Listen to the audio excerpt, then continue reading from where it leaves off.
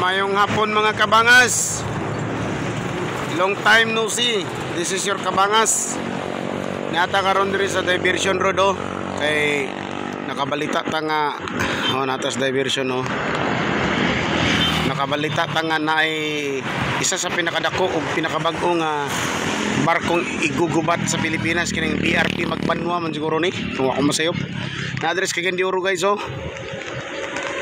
na courtesy visit daw ni dire kay naabaya diri sa Lumbia nga atong isa sa American base, so nag courtesy visit ambot lantaw lang namo diri sa among diversion road, so privilege kayo natas diversion road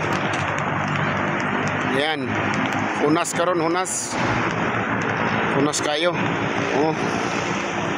unas kay tanan. So nata diri mga kabangas sa diversion road sa Agora Lapasan.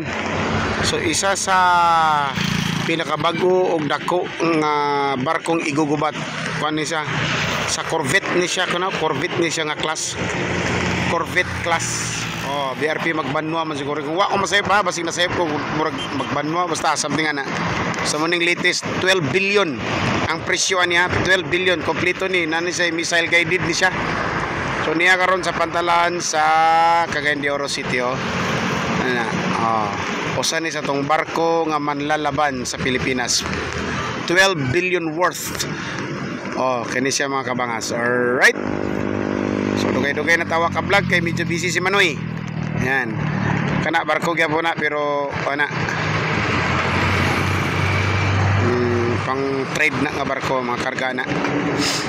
Yan, tapos mga barko sunahan na marking. Ayan. Alright.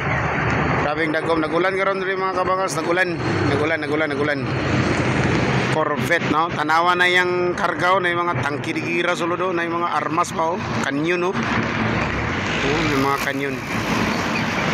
Okay, so today is Friday, babu.